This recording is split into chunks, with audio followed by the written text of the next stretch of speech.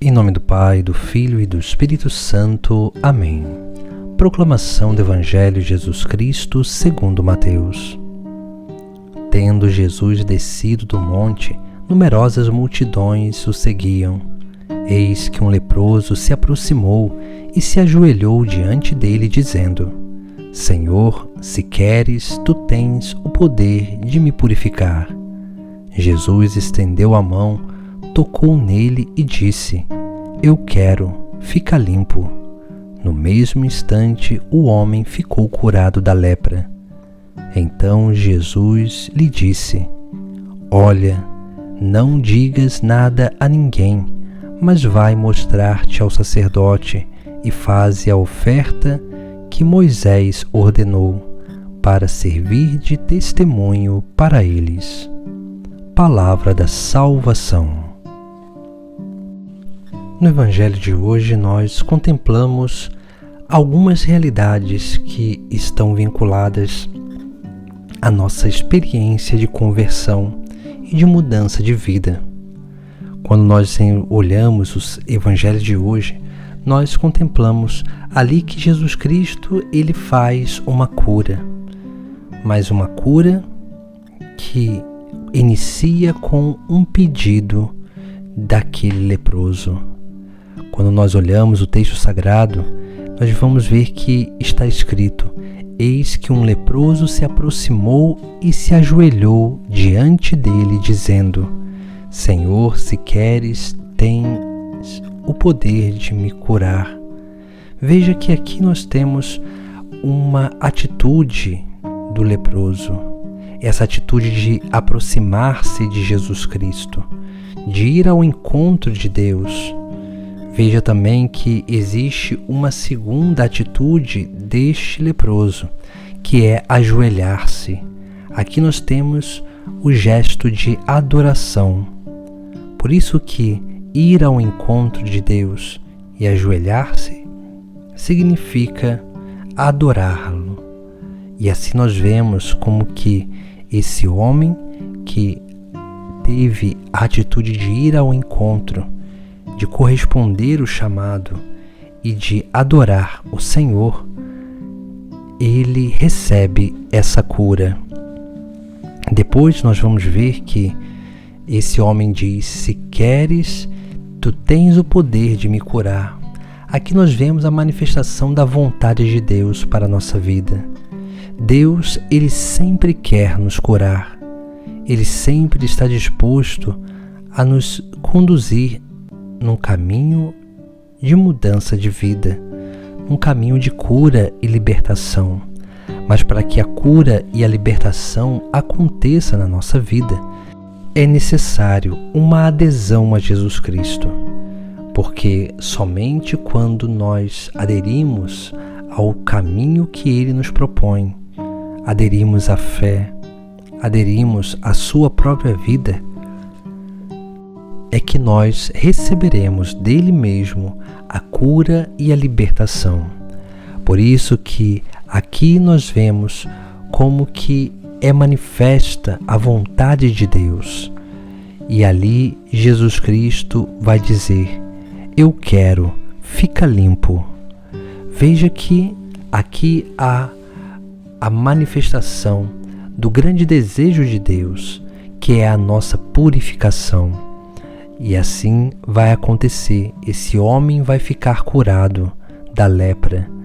E a lepra é um sinal, um símbolo do pecado.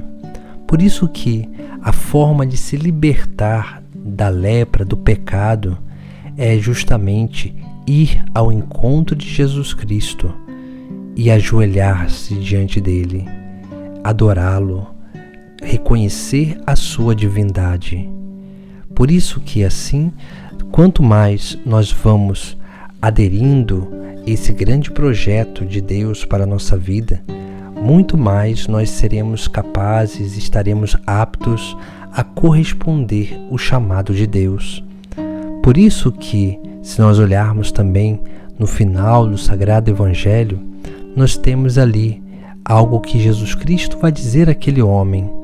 E Jesus diz: Olha, não digas nada a ninguém, mas vai mostrar-te ao sacerdote, e faze a oferta que Moisés ordenou, para servir de testemunho para eles.